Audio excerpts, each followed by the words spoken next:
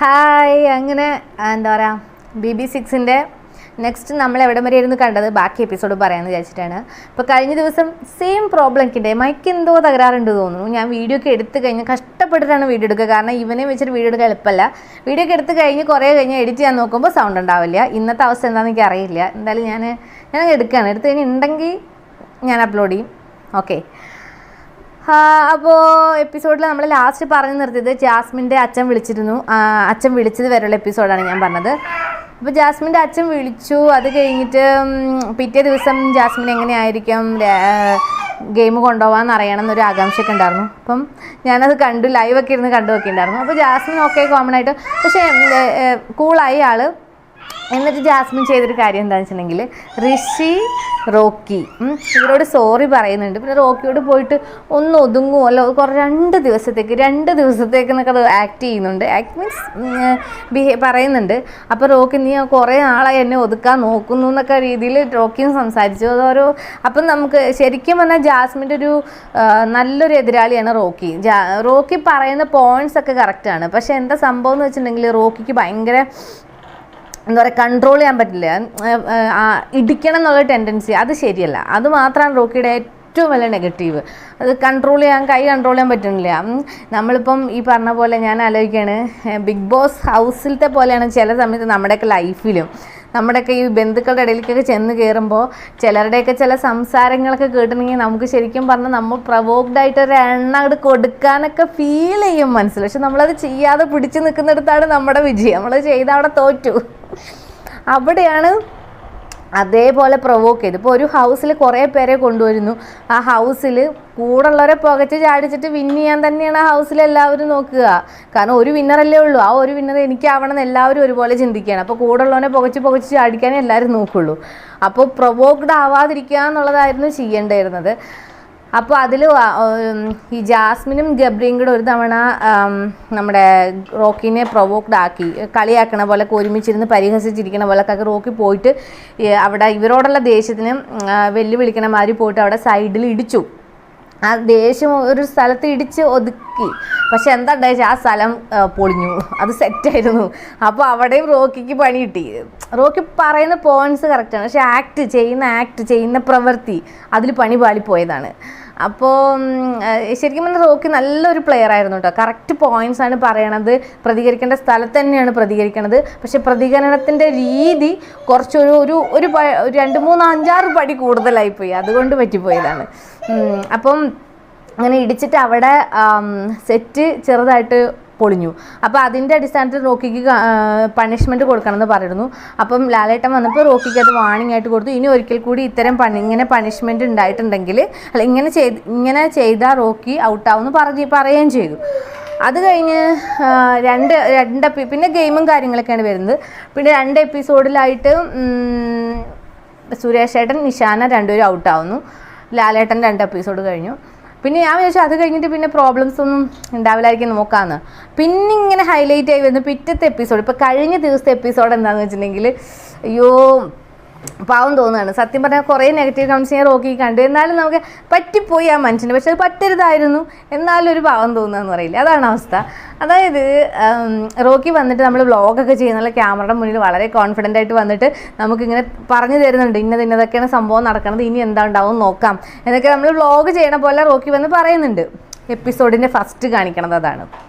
പിന്നെ അത് കഴിഞ്ഞിട്ട് റോക്കിക്ക് അപ്പം തൊട്ടേ ഇങ്ങനെ പ്രൊവോക്ഡ് ആണ്. കാരണം സിജോ ഫസ്റ്റ് റോക്കിനെ ഫ്രണ്ടിൻ്റെ മാതിരിയാണ് കണ്ടത്. പക്ഷേ സിജോ അവിടെ ഫ്രണ്ട് മാതിരി ആക്കിയിട്ട് സിജോ ശരിക്കും തുടക്കത്തിൽ തന്നെ സിജോ ഗെയിമിൽ കയറിയത് കൊണ്ട് ആദ്യത്തെ ആ ഒരു ട്രസ്റ്റ് നഷ്ടപ്പെട്ടു പോയതിൻ്റെ അസ്വസ്ഥത, റോക്കി പറ്റിക്കപ്പെട്ടോ എന്നുള്ള അസ്വസ്ഥത റോക്കി വല്ലാണ്ട് അലട്ടുന്നതായിട്ട് ഫീൽ ചെയ്തത്.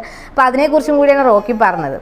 അത് കഴിഞ്ഞിട്ട് പിന്നെ കുറേ കഴിഞ്ഞിട്ട് ശരിക്കും പറഞ്ഞാൽ റോക്കി ചോദിച്ച പോയിന്റ് കറക്റ്റാണ്. കാരണം രാവിലെ 2 ഉണക്ക ചപ്പാത്തിയും ജാമൊക്കെ കൊടുത്ത് എങ്ങനെ ഫുഡ് രാവിലെ നമ്മൾ ഡ്രൈ ആയിരിക്കില്ലേ, എങ്ങനെ ഫുഡ് കഴിക്കുക? ആ ഉണക്ക ചപ്പാത്തിയും ജാമോ എന്തൊക്കെ വെച്ചാൽ അവർ ഫുഡ് കഴിച്ചിരിക്കണം. അവരെങ്ങനെയൊക്കെയോ അത് കഴിച്ചിറക്കിയിരിക്കുകയാണ്. നമ്മളിപ്പോൾ ഒന്ന് ആലോചിക്കുക, നമ്മളൊരു ഹോസ്റ്റലിൽ ഞാനൊക്കെ ഹോസ്റ്റലിൽ നിന്നിട്ടുണ്ട്. അങ്ങനത്തെ സമയത്ത് ഇങ്ങനത്തെ ഫുഡാതിരുന്നെങ്കിൽ എനിക്കൊന്നും ഒട്ടും ഉൾക്കൊള്ളാൻ പറ്റില്ല. നമ്മൾ വിശന്നിട്ട് രാവിലെ നമുക്ക് കുറച്ച് സോഫ്റ്റ് ഫുഡല്ല രാവിലെ കഴിക്കുക. അപ്പോൾ റോക്കി രാവിലെ അത് കഴിച്ചു. പക്ഷെ ഉച്ചയ്ക്കായിട്ടും സിജോ ആണ് ക്യാപ്റ്റനായിട്ട് തിരഞ്ഞെടുത്തത്. പക്ഷേ ഫുഡിൻ്റെ കാര്യങ്ങളിൽ നിന്നും എല്ലാവരും ചിതറിയിട്ട് നടക്കുകയാണ്. ആരും ആരെയും ലീഡ് ചെയ്യുന്നതായിട്ട് ഫീൽ ചെയ്യുന്നില്ല. മീൻസ് ഇന്ന കാര്യങ്ങൾ ഇന്ന സെക്ഷനൊക്കെ ചെയ്യണം, ഇന്ന കാര്യങ്ങളൊന്നും അതൊന്നും ചെയ്യണ കാണാനില്ല. മൊത്തം ഒരു അലസത. അപ്പം ഇവളുടെ പേരെന്താണ്, അപ്സര ലീഡർ ആയിരുന്നല്ലോ. അപ്സരയ്ക്ക് ഇത് കണ്ടപ്പോൾ അപ്സര ഇങ്ങനെ നോട്ടീസ് ചെയ്യുന്നുണ്ട്. അപ്പോൾ നോക്കുമ്പോൾ ഉച്ചയ്ക്കത്തെ ഫുഡിൻ്റെ കാര്യങ്ങളൊന്നും സെറ്റ് ചെയ്യണില്ല.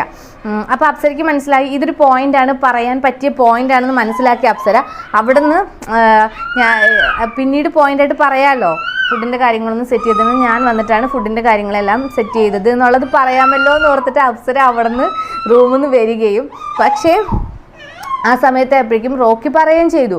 റോക്കി പറഞ്ഞു ഫുഡിൻ്റെ കാര്യങ്ങൾ ശരിയാവണില്ല.